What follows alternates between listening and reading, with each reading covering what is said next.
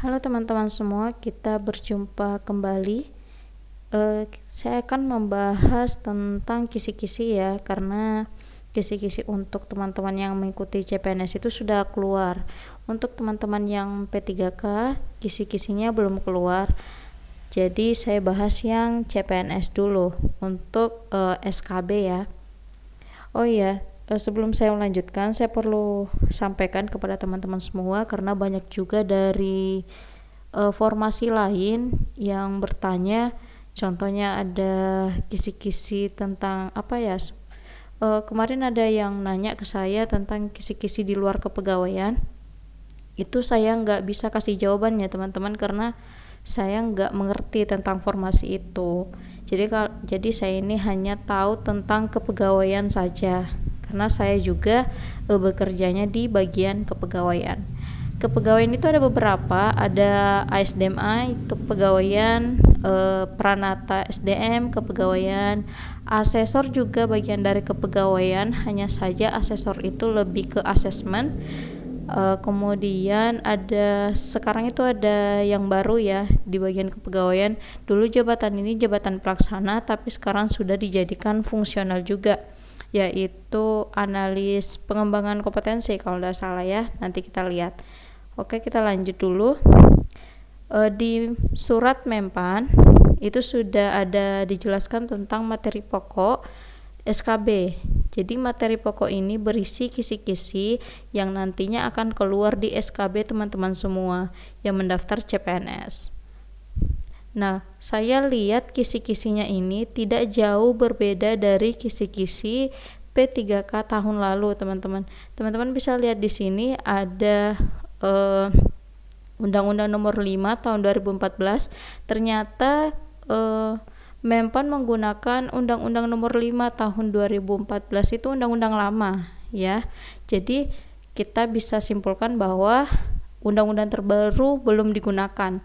Ya memang sih wajar saja undang-undang terbaru ini belum digunakan teman-teman. Kenapa? Karena belum ada turunannya. Jadi Undang-Undang Nomor 20 tahun 2023 itu belum ada PP-nya ya. Jadi seharusnya undang-undang itu ada PP-nya atau peraturan pemerintahnya yang membahas tentang manajemen PNS atau manajemen P3K. Kalau di peraturan lama, manajemen PNS dan manajemen P3K itu masih dipisah. Jadi manajemen PNS itu ada di PP nomor 11 tahun 2017, manajemen P3K itu ada di PP nomor 49 tahun 2018. Mungkin yang terbaru di sini hanya Permenpan nomor 1 tahun 2023 tentang jabatan fungsional. Ini yang baru menurut saya ya. Sedangkan yang lainnya ini masih pakai peraturan lama. Poin 1 sampai 4 ini peraturan lama. Nah, kita lihat di bagian kemampuan khusus. Ini ASDMA dulu ya, teman-teman. Ini khusus ASDMA ahli pertama. Kita bahas dulu yang analis sumber daya manusia aparatur ahli pertama. Ini kemampuan umum dan selanjutnya kemampuan khusus. Seperti yang saya jelaskan sebelumnya bahwa kemampuan khusus ini sebetulnya isi dari kemampuan umum. Jadi semua pembahasan dari poin 1 sampai 23 itu ada semua di peraturan ini ya, di peraturan 1 sampai 5. Dan beberapa di kemampuan khusus ini sudah pernah saya bahas di video-video saya sebelumnya. Teman-teman bisa tonton itu. Kecuali mungkin yang saya tidak terlalu bahas itu adalah poin 1. Karena poin 1 ini ada di peraturan baru yang poin 5 tentang jabatan fungsional. Kalau dulu jabatan fungsional itu ada masing-masing peraturannya sesuai instansi pembina, teman-teman. Kalau sekarang jabatan fungsional peraturannya sudah menjadi satu di Permenpan nomor 1 tahun 2023. Jadi apapun jabatan kalian, peraturan acuannya ada di Permenpan nomor 1 tahun 2023. Kemudian untuk poin 2 ini juga sudah pernah saya bahas. 3, 4, 5 juga sudah, 6, 7, 8, 9, 10 sampai seterusnya ini sudah semua pernah saya bahas ya. 19-20 saya pernah bahas sedikit kalau tidak salah ini ya, kecuali nomor 22, 23 ini sepertinya belum pernah saya bahas. Dan memang yang poin 20 sampai 23 ini sebetulnya umum sekali ya. Ada sih materinya, hanya saja dia nggak bersentuhan langsung menurut saya dengan pekerjaan kepegawaian. Oke ya, ini untuk ASDMA, ahli pertama. Jadi kisi-kisinya ini tidak jauh berbeda dari seleksi P3K tahun 2023. Kita lanjut yang Pranata. Pranata sumber daya manusia aparatur terampil atau PSDMA. Ini saya salah nih, bukan ahli pertama ya, tapi PSDMA terampil untuk D3 ya. Oke. Untuk kemampuan umumnya sama dengan ASDMA ya. Sama, cuma kita lihat kemampuan khususnya ternyata cuma sampai 20 poin, berbeda dengan ASDMA lebih banyak ya. Nah, untuk kemampuan khususnya saya rasa juga sama. Jadi teman-teman yang mendaftar Pranata SDMA itu materinya sama ya dengan ASDMA. Jadi silahkan saja lihat di video-video saya sebelumnya, itu ada beberapa materi yang membahas tentang kemampuan khusus yang ada di sini.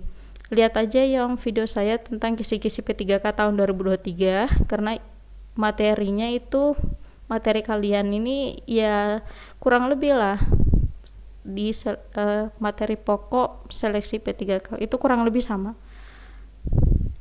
Kita lanjut yang asesor SDMA ini, karena banyak juga yang menanyakan. Asesor ini lebih ke asesmen teman-teman. Kalau teman-teman lihat untuk peraturan umumnya, kemampuan umumnya ini sama dengan SDMA maupun PSDMA ya, sama. Undang-Undang nomor 5 dan seterusnya. Tapi yang berbeda di kemampuan khususnya. Asesor akan lebih fokus ke assessment atau ujian pegawai biasanya ya. Nah, coba teman-teman lihat. Asesor untuk kemampuan khususnya ada di jabatan fungsional asesor SDM. Materi ini sama ya, ada di poin 5. Teman-teman bisa lihat ya.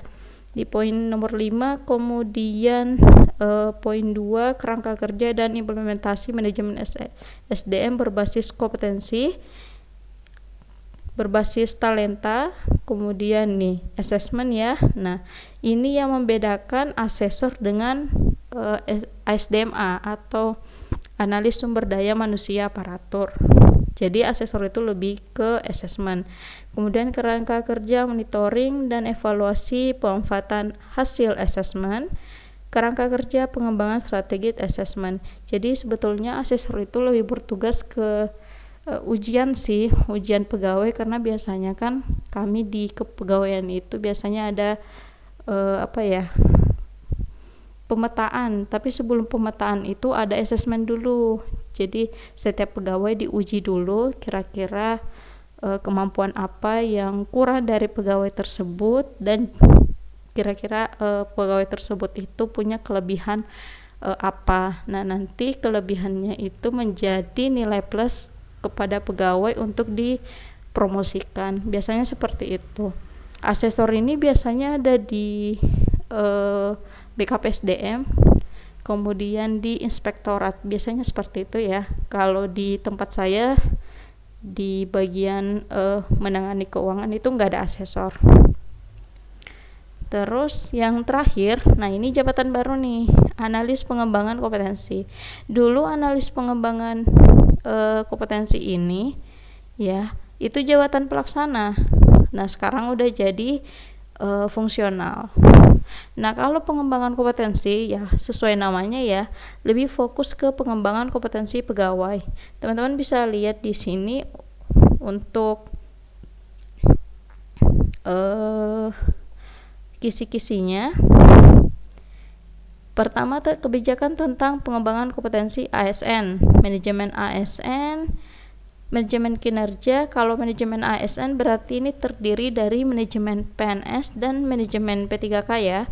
Analis jabatan dan analisis beban kerja, ini ANJAP ABK. Standar kompetensi jabatan. Standar kompetensi jabatan ini ada kamusnya teman-teman. Saya lupa ada di peraturan berapa, tapi ini ada kamusnya. Kemudian pengembangan kompetensi non klasikal, ASN Corporate University, manajemen talenta, pengembangan kompetensi, evaluasi pelaksanaan Bangkom ASN. Ini beberapa juga sudah pernah saya bahas ya. Nomor 1 sudah pernah saya bahas, 2, 3, 4, 5 sampai nomor 8 ya. Saya sudah pernah bahas yang ini. Coba dicek aja video saya yang sebelum-sebelumnya. 1 sampai 8 sudah pernah saya bahas, kecuali 9, 10. Terutama nomor 10 ini nggak pernah sama sekali saya bahas. Oke, saya kira itu ya yang bisa saya sampaikan teman-teman. Jadi teman-teman, karena ini rata-rata peraturan yang digunakan adalah peraturan-peraturan lama, jadi untuk teman-teman yang mendaftar CPNS, jika memang ingin mencari referensi belajar untuk persiapan SKB di bidang kepegawaian, teman-teman bisa melihat video saya yang sebelum-sebelumnya, yang kisi-kisi P3K tahun 2023. Silakan lihat yang itu ya. Untuk teman-teman yang punya jabatan di luar kepegawaian, saya nggak punya materinya karena bukan lingkup kerja saya. Jadi contohnya seperti Pranata Komputer, Arsiparis, kemudian apalagi ya, kemarin ada yang nanyakan, itu saya nggak punya materinya karena itu di luar lingkup kerja saya. Kalau Arsiparis saya pernah pegang Arsiparis karena waktu itu nggak ada PNS yang menangani itu, jadi saya sempat pegang sebentar, tapi karena sekarang sudah ada P3K sebagai Arsiparis ahli pertama, jadi saya lepas pekerjaan itu dan fokus ke kepegawaian. Saya kira itu ya teman-teman. Dan oh ya, yang bertanya masalah link yang nggak bisa diakses, itu linknya nggak bisa diakses karena Google Drive saya penuh ya. Jadi teman-teman nggak perlu berusaha akses link itu karena latihan soal yang ada di link itu juga saya rasa sudah tidak tidak cocok ya, karena itu saya buat udah lama banget. Nah, kalau sekarang itu soal-soal SKB lebih lebih variatif lagi, lebih ke analisis ya. Berbeda dengan kami dulu, SKB kami itu soal-soalnya nggak serumit sekarang. Jadi teman-teman bisa cari referensi latihan soal yang lain kalau mau. Beberapa video saya juga membahas latihan soal, itu juga bisa kalian jadikan referensi. Oke teman-teman, mungkin itu yang bisa saya sampaikan. Semoga apa yang saya sampaikan bisa membantu sedikit. Terima kasih, sampai jumpa di video selanjutnya.